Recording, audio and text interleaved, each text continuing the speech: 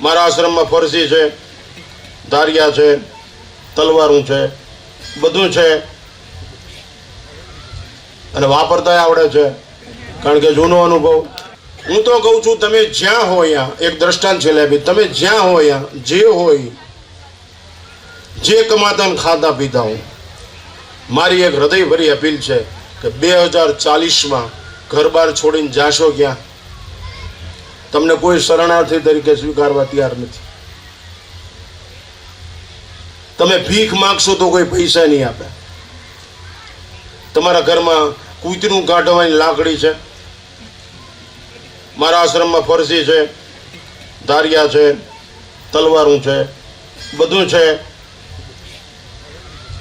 અને વાપરતા આવડે છે, કારણ કે જૂનો અનુભવ. અમે એવી જગ્યામાંથી જન્મીને આવ્યા છીએ જ્યાં આ બધું સામાન્ય હોય. તમને મારી વિનંતી છે, તમે જ્યાં હો, જે હો, જે કરવાનું હોય, કાંઈ બીજું કરવું પડે એના કરતાં અત્યારથી જાગૃત થાવ. મંડળ બનાવો, સત્સંગ કરો, ધૂન કરો, ભજન કરો, કીર્તન કરો, બધું કરો, પણ ચંપલી આવીને કમલી આવી બધું છોડી દો. દેશની ચિંતા કરતા શીખો. મીરાબાઈને યાદ કરો, ઝાંસીની મહારાણીને યાદ કરો, તાત્યા ટોપેને યાદ કરો, તો બધું બની શકશે. સુભાષચંદ્ર બોઝને યાદ કરો. યુવાન મિત્રોને વિનંતી છે, જે દેશનો યુવાન હેવાન હોય એ રાષ્ટ્ર હેરાન ને વેરાન હોય. જે રાષ્ટ્રનો યુવાન હેવાન હોય એ રાષ્ટ્ર હેરાન ને વેરાન હોય. આ રાષ્ટ્ર ગુલિસ્તાન છે. આ રાષ્ટ્રની ઓળખાણ યુવાની છે. યુવાની સમર્પિત હોવી જોઈએ, પાયાનો પથ્થર હોવો જોઈએ. વૃદ્ધ માણસો છે, અનુભવ છે.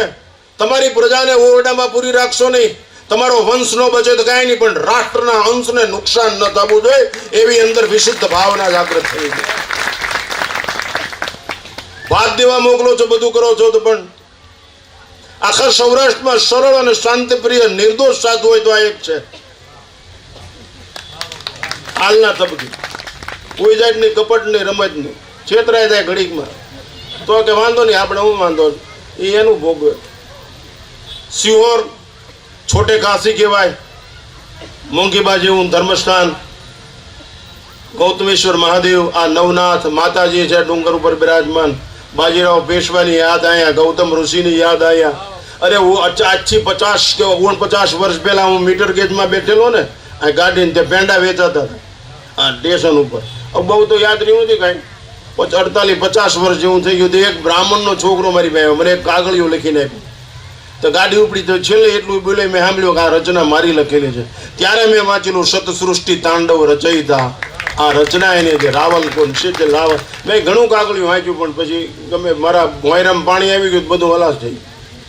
ફરી હૃદય ફરી અપીલ, સંન્યાસ, આટલા બધા મહાત્માઓ વધી, આટલા બધા સંતો વધી, આ કાર્યકર્તાઓ વધી, જે તે ક્ષેત્રના હોય.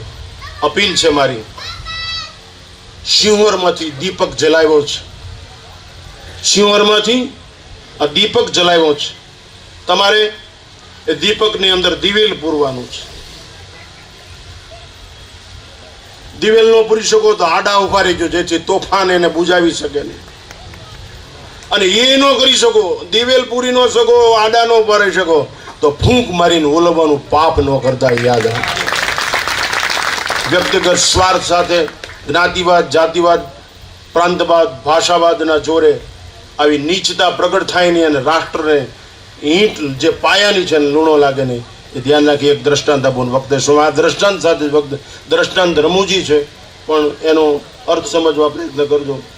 એટલે તમને વ્યક્તિગત ટકોર છે, અમને લાગુ પડે. આ વર્લ્ડ ગ્રીનિચ બુક નીકળ્યું છે, એમાં બધાના નામ લખાય છે, ઇતિહાસ રચાયમાં. એમાં એકવાર રાજાને એવો વિચાર આવ્યો કે આમાં આપણું નામ લખાઈ જાય તો એને એના દિવાનને બોલાવ્યો. એ કે આ વર્લ્ડ ગ્રીનિચ બુકમાં આપણું નામ લખાઈ જાય એવું કંઈ ખરું અઠવાડિયામાં? એ કે મહારાજા 2 દિવસ થાય, અઠવાડિયું થતું હોય કે એમ? તો કે હા હા. એ કે 50 લાખ રૂપિયા જોઈએ કે, તો ઓલા ખજાનચીને બોલાવે, ઘણો 50 લાખ રૂપિયા આપી દો.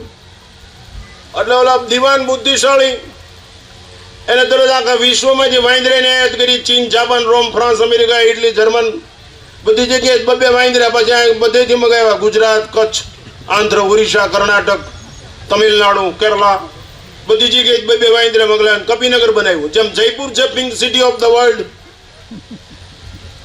અમારે સાધુ એમ બોલે જયપુરી નોટ છે શું ખબરમાં કોડવર્ડ જયપુરી એટલે 2000ની નોટ. જયપુરી નોટ હે ક્યાં? આ તો આનંદ. એકલા પછી કંટાળો આવે, પછી એક દારૂ લુખું બોરિંગ થઈ જાય, ડ્રીલ મશીન જેવું થઈ જાય. આમાં શું થાય, ઓલા કાર્યકર્તા બોલે ને બૌદ્ધિક ભાષા બોલે ને અમે ઉપડી રોડા દાબી એટલે એ બે જામો લે.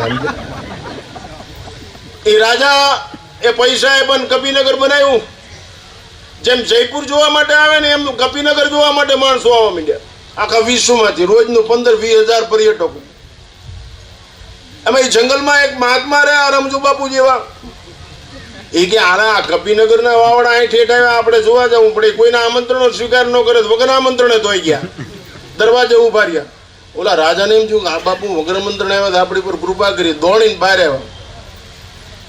પ્રભુ આપના ચરણોમાં પ્રણામ, શું હુકમ છે આપ? એ કે ઓલું કપિનગર જોવું. રાજાની કહું તૂટવા માંડી, સમજાય છે ને? એને હરખનો પાર ન રહ્યો, એટલો બધો કહું તૂટવા માંડી. 4 ઘોડાની વિક્ટોરિયા તૈયાર કરી. વચ્ચે સંત, એક બાજુ દીવાન, રાજા ઉપડ્યા. કપિનગરના દરવાજે ગયા, બુઢા 4 વાંદરા બેઠેલા. ઓલા મહાત્માને જોઈને કે અહમ તો આમ દર્શનાથ પ્રસન્નસ્તુ જાત અલંકૃતામ ઇદમાસનમ. તો કે સૃષ્ટુ સૃષ્ટુ ત્વમ અભિવાદનમ. આમ કીધું. મહાત્મા કે વાંદરા હળા સંસ્કૃત બોલે છે તો આ રાજા કેટલો બધો હોશિયાર, એની પ્રજા કેવી છે, વાંદરા સંસ્કૃત બોલે છે. તો જો ગામો ગામ બેઠા હોય પાદરમાં, વર્કશોપની નોન યુઝ બસ જેવા હાલા બોર્ડ વગરના ન્યાય ન્યા કેમેરા સિવાય કોઈ વાત. અંદર ગયા ને તો 2 ગુજરાતી વાંદરા બેઠેલા. બાપુ હા હા હા હા એ ધન ઘડીને ધન ભાગ આપણે ને બાપુ એ ધોળું ગોદડું પાથરો બાપ નામ રોગા દૂધ ની શાક આટો. એ બાપુ કઈક સત્સંગ ના વાવડ કઈક સારી વાતું કરો કે અમારા ગળે ઉતરે ને અમારું ભલું થાય, કાન પવિત્ર થાય એવું કરો. મહાત્મા આમ જોયું પોઝિટિવ નેગેટિવ ગંગા ગટર બધું. કોઈ ચિરોડની શર્ટ મારે, કોઈ રમની ઘૂંટડો લે, કોઈ દેશીની કોથળી તોડે, તો આની કોઈ શ્લોક બોલે, આની કોઈ ચોપાઈ બોલે, આની કોઈ હોન્ડાની કિક મારે, કોઈ સફરજનની, કોઈ ટીવી, કોઈ મોબાઈલ, આ બધું જુદું જુદું ચાલુ થાય. મહાત્મા કે આ નગર કેવું છે? બધી બાબત આમાં છે. આગળ ગયા तो बे हिंदी वाइंद्रा आइए महाराज जी बिरजा जी इस आसन पे हमें सत्संग की बातें सुनाइए ताकि हम मनुष्य हो जाए, हमारा परम कल्याण हो जाए, दिव्य संदेश हमें दीजिए. महात्मा के वाइंद्रा हिंदी में फफड़ाटी बोला इथे આગળ ગયા ते बे मराठी वाइंद्रा बैठे या या बुआ इकडे बसा तुम्ही गप बसू नका, मला सांगा मी माणूस होणार का नाही? मराठी में मग काही बोलो के हमें माणा था युग नहीं के धर्माची बातें सुना. महात्मा कहूँ वांदरा એટલે તૈયાર થતો તો રાજા બહુ હોશિયાર હોવો જોઈએ, બુદ્ધિશાળી હોવો જોઈએ, પ્રધાન હો, એની રૈયત બહુ ખાનદાન હોવી જોઈએ. તો આ મહાત્મા તો આજ વિચાર કરે. આગળ ગયા બે કચ્છી વાંદરા બેઠેલા. બા ભેણા આચી જા તકડ બિંજી હન में चढ़ी मन पूछया लोग लचती हन में 2.5 लाख तो 1.5 लाख तो के. महात्मा के आ कच्ची वांदरा कमरे लगा. આગળ ગયા બે ઇંગ્લિશ વાંદરા બેઠેલા. હાલો Indian saint takes it what you want, cafe lemon. વાંદરા કેવું પડે. અને ટ્રેનિંગ ખૂબ આપેલી, કેટલા બંદીતોને રોકી, એ બધું જોયું. સંત ખૂબ રાજી થઈ ગયા. દીવાને આમ તાળી પડીને ત્યાં 5000 ખુરશીઓ બગીચાની વચ્ચે, એમાં વાંદરા બધા આવીને ગોઠાઈ ગયા. વાંદરા એક જ રામ હતા ખાય. રાજા ખૂબ જોવા આવ્યા છે ને, એક જ સુવિધા બાકી છે. રનવે તૈયાર થઈ ગયો તો એક હેલિકોપ્ટર આપી દે એટલે બધું આવી ગયું. દુનિયાની તમીઝ સમયતા વાંદરાઓને મળી ગઈ.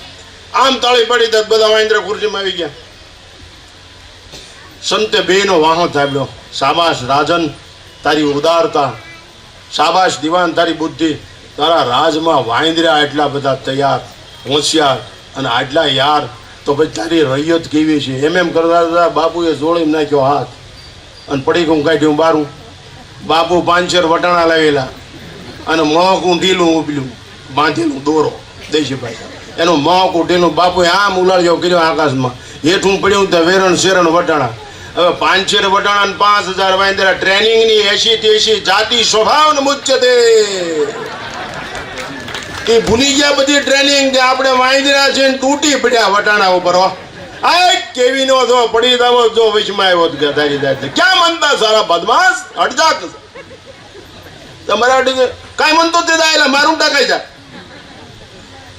इंग्लिश वाला के what you mean in your mind rascal get out monkey donkey એટલે બગડા છૂટી બોલી એકબીજાને ઘરમાં કરી ગયા વેરણ શેરણ બધું ટેપ ટીવી રેડિયા મકાન બધું જમીન દોસ્ત ખંડેર કરી નાખ્યું કરોડો રૂપિયાની સંપત્તિ ઘડીકમાં જમીન દોસ્ત થઈ ગઈ રાજા દીવાન ચિતરેલા થઈ ગયા મોટા બેના દીવે ચિતરેલા થઈ ગયા દીવાનના રાજાના બધું જોયું બધું મહાત્માએ બેનો વાવ થાબડીને કે ભલામણા મહેનત માણા હાટું કરાય વાંદર્યા હાટું નહીં અમે તમને માણા સમજીને મહેનત કરીએ છો પછી ઠાકર જેવો તમે